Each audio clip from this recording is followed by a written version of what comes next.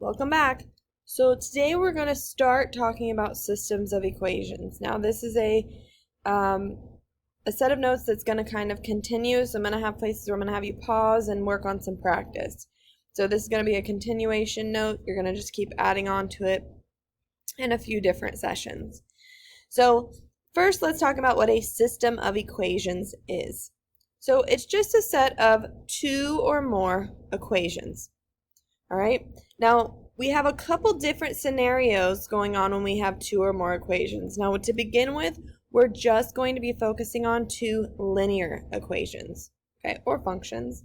But you can tie in other types. So you could tie in linear, quadratic, cubic, all kinds.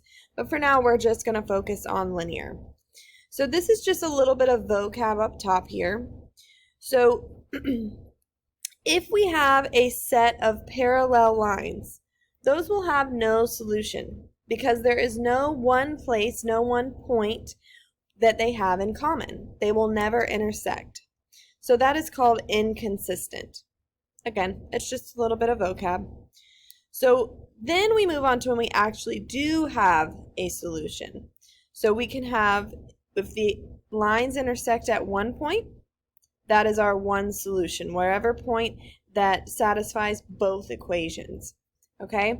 Now, what if we're given two equations, and at first they don't look alike, but what if we put them both in slope-intercept form, and they end up being the same equation? Well, if you were to graph them, they would end up being the same line. Therefore, they have infinitely many solutions. So this is just like when we solved a single equation, we could have no solution or infinitely many solutions. Same applies to when we have two or more equations. It just looks a little bit different.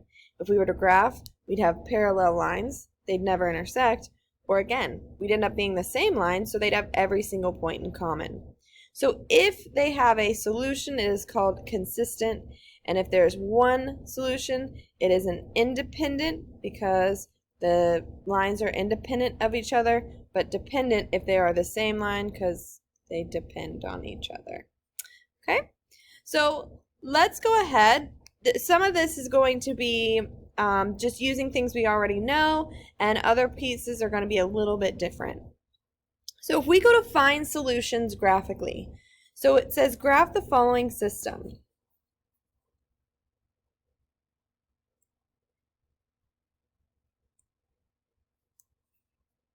Why are you not writing? So if we go to graph, we are going to use our slope-intercept form. So y equals mx plus b. Okay, that is key. That is going to help make our graphing life easy. So remember, m is your mope or your slope. So you're going to use the rise over run. And b is your initial amount, initial starting point. That is your y-intercept. Okay? So let's go ahead and see, are our equations already in slope-intercept form, or do we need to change them? So our first equation, x minus 2y equals negative 2. Nope, this is in standard form, ax plus by equals c. So we need to put it in slope-intercept form to help us graph. So we're going to go ahead and isolate y. So first I want to move over my x. So it's a positive, so I'm going to subtract x. So I have negative 2y equals, and I'm on slope-intercept form, so I want my mx first. So negative x followed by a minus 2. And now I'm going to isolate that y, so negative 2 times y, so I'm going to use the inverse operation and divide every term by a negative 2. Now when I look at this first term, that negative x is technically a negative 1x. So y equals, so I have negative 1 divided by negative 2. So negative divided by negative, that becomes a positive 1/2 x, or 1x over 2, depends on how you want to write it. It's personal preference, so whatever you like is fine with me. And then my y-intercept, negative 2 divided by negative 2, is a positive 1. So when I go to graph, I have a y-intercept of positive 1. and our slope was 1/2, and everything is positive. So from here, I'm going to rise 1, run 2, rise 1, run 2. So once I get a few points, I'm even going to work backwards, down 1, left 2, and I'm going to connect my points.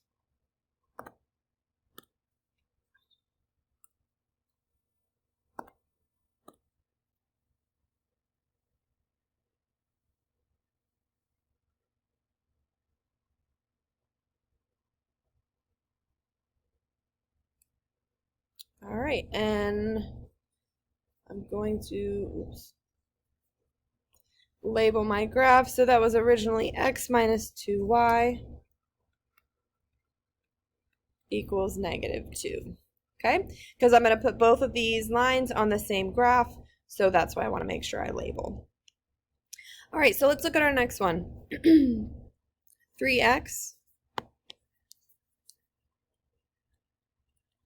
minus 2y equals -2. So why don't you go ahead and pause this video and try and figure this out on your own. Put it in slope-intercept form, graph it, then come back when you're ready.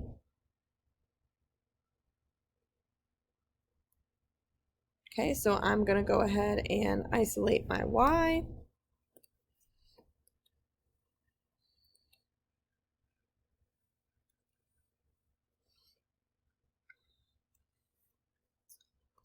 So I have -2y equals mx, so -3x, and then -2. And I'm going to divide everything by -2.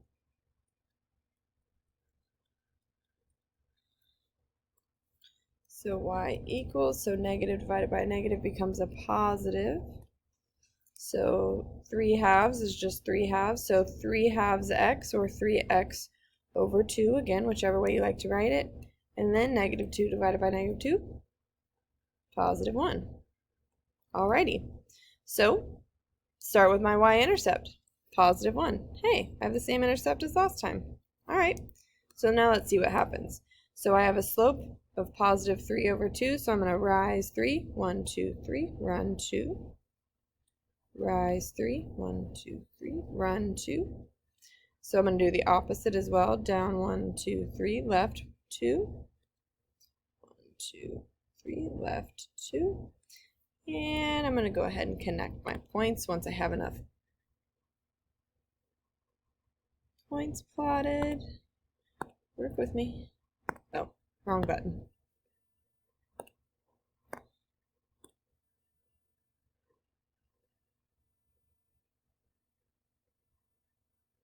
Beautiful. And this is the equation. 3x minus 2y equals -2. Okay, so when you're finding solutions graphically, our solution is the point that they have in common. So this has 1 point, so let's go ahead. So if it has 1 point or one solution, it is a consistent and independent system.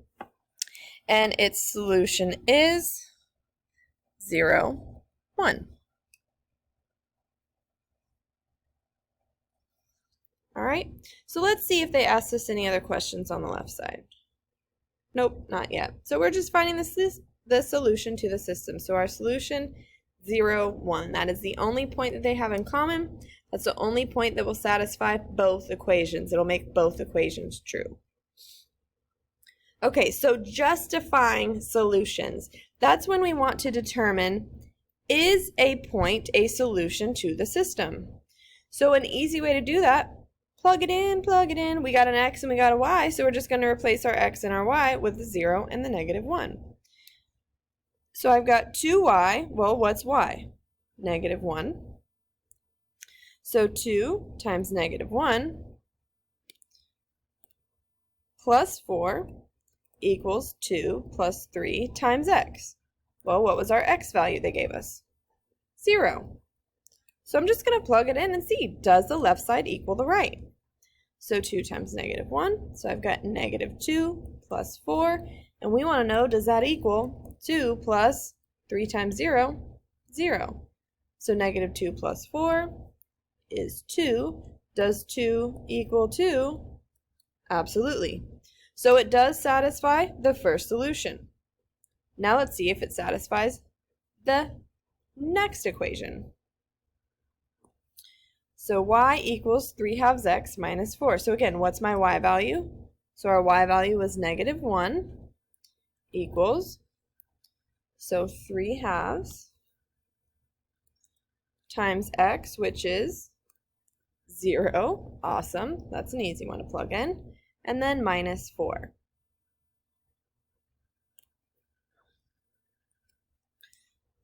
So negative 1 equals, so 3/2 times 0 is 0. 0 minus 4. So 0 minus 4 is negative 4. So does negative 1 equal negative 4? No, it does not. So is it a solution of the following system? Well, it's a solution to one equation, but not both. So no, this is not, 0, negative 1 is not a solution to this equation. It doesn't mean they don't have one. It just means that that's not it. Okay, so from here, I'd like you to go ahead and take a pause from these notes and work on day 5 of your homework. Give that practice a try, and let's see how you do. Once you're finished, you can come back and start working on substitution.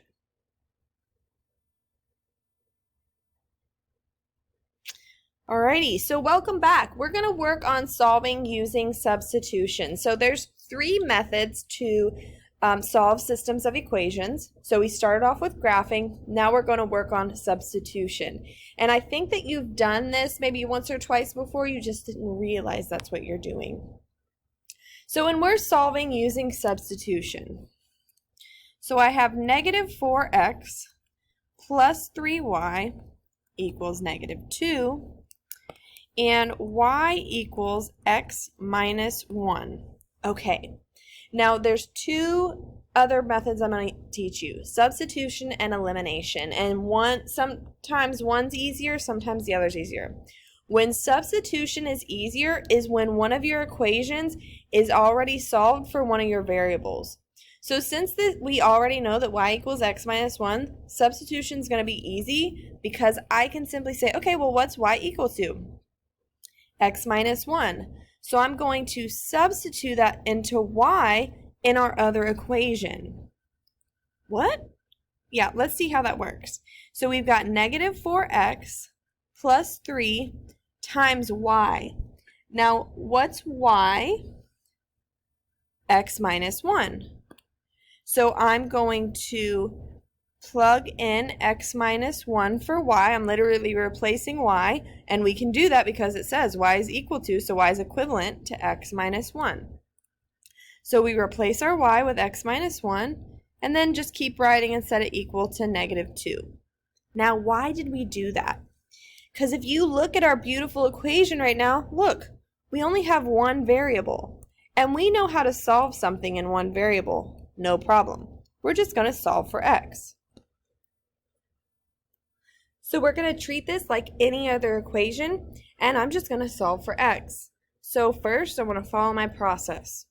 Do I see anything that I need to distribute? Yeah, I have this positive 3. So I'm going to distribute this positive 3 to both terms. So we have positive 3x minus 3. Okay, I'm going to bring down everything else that I already have. So that negative 4x and the negative 2. And now let's look. Can I combine any like terms? Sure, on the left side I have a negative 4x and a positive 3x. So that leaves me with negative 1x minus 3 equals negative 2. Awesome. So almost there, just solving for x. So I'm going to move over this negative 3. So I'm going to add 3, cancel it out. So negative 1x equals positive 1. Perfect. Now, do I want to know what negative x is? No, I want to know what positive x. So I need to get rid of this negative 1. So negative 1 times x. So I'm going to use inverse operations and divide by negative 1. So x equals 1 divided by negative 1, negative 1. Now you're not done yet. Remember, a solution to the system, I need an x and a y value. So this is the first part, x equals -1. So to find y, I'm simply going to plug x back into either one of the original equations, it doesn't matter, whichever one looks easier. So to me, that y equals x minus 1, that one looks a little easier, so I'm going to plug it in there. So y equals x, well, what's x? -1. So -1 minus 1, y equals -1 minus 1, -2. So our solution is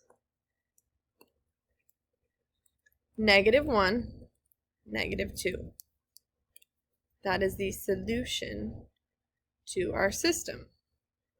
Okay, so if you wanted to check these, you could always plug -1, -2 back into your original equation and it should satisfy both. If you are a step person and you like some steps to look at, here are some substitution steps. So if you're like, yep, that's me, I want to make sure that I know what to do when, go ahead and pause the video and copy down these steps. All right, now let's see how substitution ties into when we're given a word problem. Now, when it's a system, that means we have two different scenarios happening. So let's go ahead and read. It says Cold Stone sells sundaes for $4 and banana splits for $6. On a hot summer day, the shop sold 8 more sundaes than splits and made $312. How many sundaes and banana splits were sold? Okay, so when we go to set up this system, we've got two different things going on. First, I see I'm talking about money. So sundaes for $4, banana splits for $6. They got a total of $300. So when we're given information like that, we're going to group that into one equation. So sundaes for $4, banana splits for $6, and we made a total of $300. So anything dealing with money is going to end up in one of the equations. So sundaes for $4, so 4s, plus banana splits for 6, so 6b equals 312. Okay, then we have our other information. So we're given information that says the shop sold 8 more sundaes than splits. Okay, well that doesn't seem like much info. So 8 more sundaes than splits. So who are we talking about, sundaes or banana splits? 8 more sundaes than splits. So we're talking about sundaes. So I'm talking about sundaes, so I'm going to say S equals. So how many sundaes did we sell? 8 more than banana splits. Does that make sense? So 8 more sundaes than banana splits. So the total sundaes is 8 more than banana splits. I think that's probably the most confusing equation to set up for this scenario. All right, so now that we have our system, we're going to go ahead and solve. Since one of the variables is already isolated, this is another example where it's a good time to use substitution because I'm already solved for S. Okay, so I'm going to substitute in S with 8 plus B. So let's go ahead and do that. So we have 4S, or 4 times, well, what's S equivalent to? 8 plus B. And then we just continue, plus 6B equals 312. All right, so now let's go ahead and solve our equation. So I'm going to distribute my 4. So 4 times 8 gives me 32, plus 4 times B, 4B, plus 6B equals 312. Okay, so now let's go ahead and combine like terms. So I see on my left side I have 4B and 6B. So I have 10B, or 10 banana splits, plus 32 equals 312. Okay, so now I want to go ahead and isolate this B, so I'm going to move over my positive 32, so I'm going to subtract 32. So it looks like we sold 10 banana splits for a total of 280. So when I get b by itself, divide by 10. So b equals 28. $28 for a banana split? Oh no, that's silly. Banana splits were 6. What's 28? That's how many banana splits were sold. So 28 banana splits were sold. So if 28 banana splits were sold, how are we going to figure out how many sundaes are sold? We're going to plug it back in.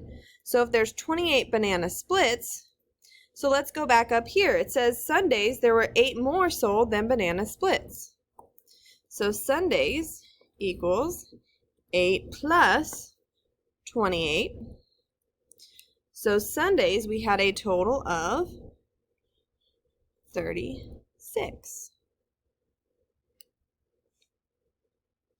Okay, so how many were sold? 28 banana splits and 36 sundaes. Hey, I guess that seems like a pretty good day. So when you're using substitution, again, the best time to use that and when something is already solved. Now, if you like substitution, if it's a method that works for you, you can use it. But if a variable is not isolated, you're going to have to do that. So you'll either have to solve for x or solve for y so that you can plug it into the opposite equation. Okay? All right, so from here, I want you to go ahead and pause the video and work on day 6. Okay, that's going to give you some more practice with the word problems and with using substitution. All right, when you're all done, come back and learn about elimination. Okay, so the last method that I have for you is elimination. And a lot of people like this and they're like, why didn't you teach us this first? Well, because if something's already solved for a variable, substitution is just as easy. But if not, elimination is great. So let's go ahead and look at our system. So the first system we're given says x plus 3y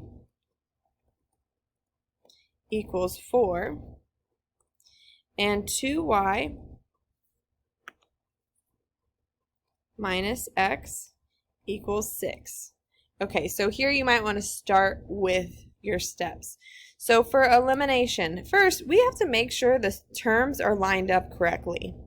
Now what I mean by that is my x's need to be above my x's, y's above my y's, constants above my constants. So I'm going to go ahead and rearrange this. I should have written a little smaller. So I'll just keep the one on my first equation, so x plus 3y equals 4. And I'm just going to rewrite the bottom equation. So I'm going to just rearrange the 2y and the negative x. I'm not moving it to the other side of the equation. I'm not undoing anything. I'm just rearranging. So I want my negative x first, and then my positive 2y second, equals 6. So what comes next? So now that everything's lined up, if necessary, distribute a number that helps us eliminate. Well, what's that mean? What I'm wanting to do is I'm wanting to create one big addition problem. So I want to see if anything will eliminate. Well, right now, yeah, what happens if I add a positive x and a negative x? They cancel out, they eliminate. So we can just go ahead and eliminate for right now. So if I do that, again, x plus negative x, goodbye, they go away. So what's 3y plus 2y? 5y. So 5y equals 4 plus 6, 10. Awesome. So if we go to solve for y, 5 times y, so I'm going to divide both sides by 5. Y equals 2. Sweet. So to solve, we're going to plug back into one of our equations. Again, whichever one looks easier. They both kind of look like a pain, so I'm going to just start plugging into the top equation. So x plus 3y, so 3 times 2 equals 4. So x plus 6 equals 4, and I subtract 6 from both sides, so x equals negative 2. So our solution is x then y, so negative 2, positive 2.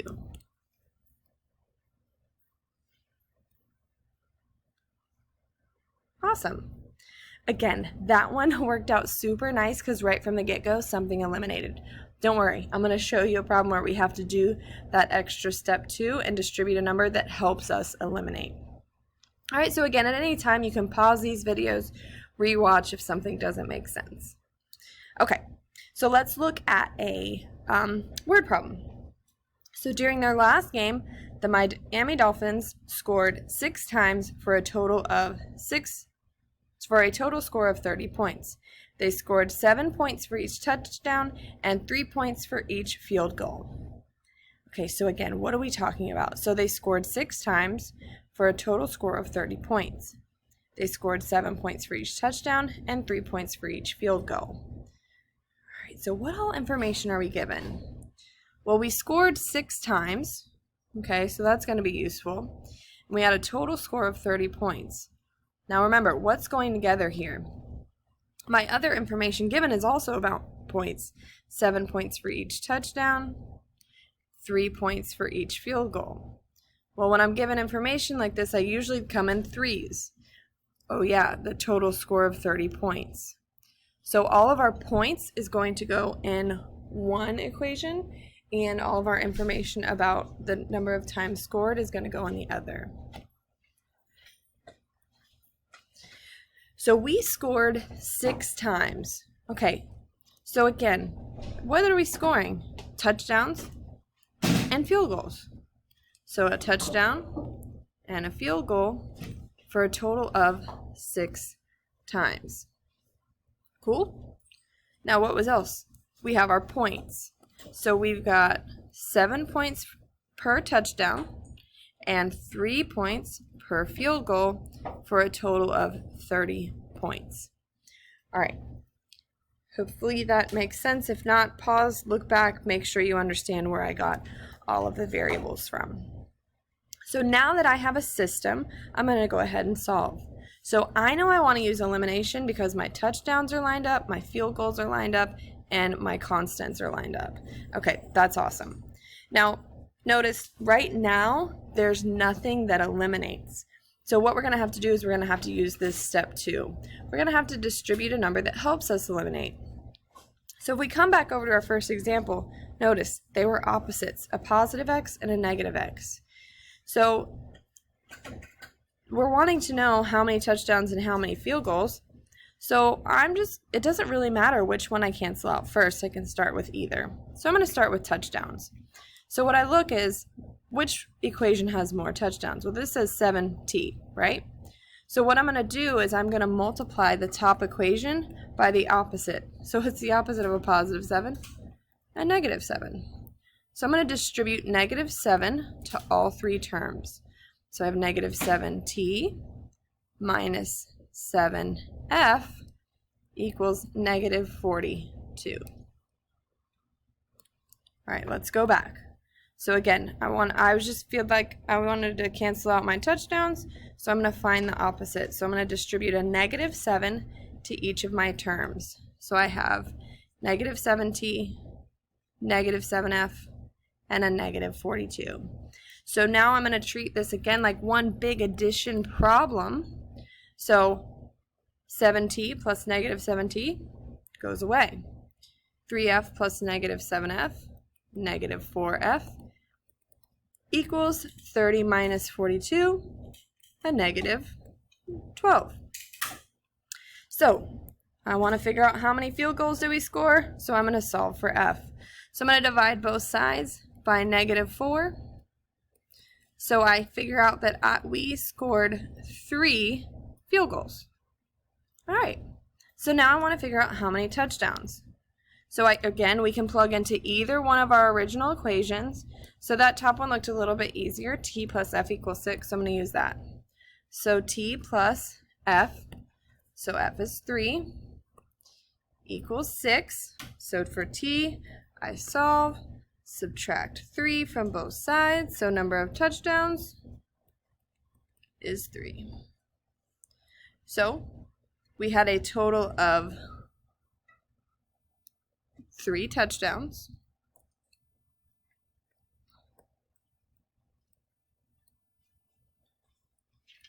and 3 field goals.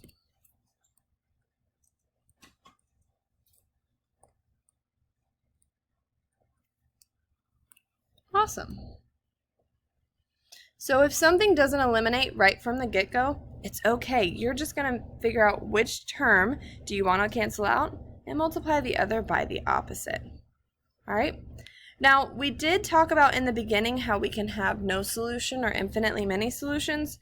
So I do want to give you a funky system just so we can look at that. So we can see how that works. So we have 3y plus x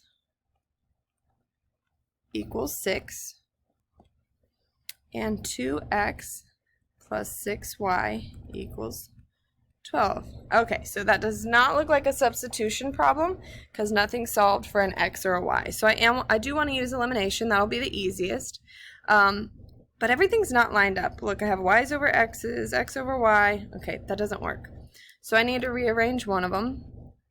So I'll keep the top and rearrange the bottom. So I'm just going to flip this 6y, so positive 6y and positive 2x equals 12. Again, nothing's moving to the other side of the equation, so we're not using inverse operations.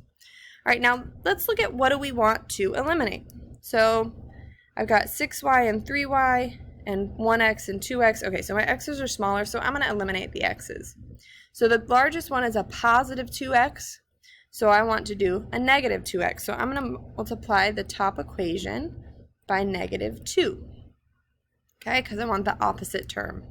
So when I distribute, I'm just going to write it underneath. So negative 6y minus 2x equals negative 12. Okay, so let's create our big addition problem. So what's 6y plus negative 6y? Nothing, it cancels. Well, what about 2x plus negative 2x? Uh-oh, cancels again. So on the left side, I have 0. How about on the right side? 12 plus negative 12. Again, it cancels, so 0 equals 0. Does 0 equal 0? Yes, that is a true statement. So this is one of those examples where we have infinite solutions. Okay, if we were to graph these, they would end up being the same exact line. Now, if you end up with something with no solution, what happens is probably your stuff on the left will cancel, but then it might be like 0 equals 5 or something like that, something not true. All right, so go ahead, get some practice on your own. Day 7 and day 8, day 7 is short. So work on those. Let me know if you have any questions.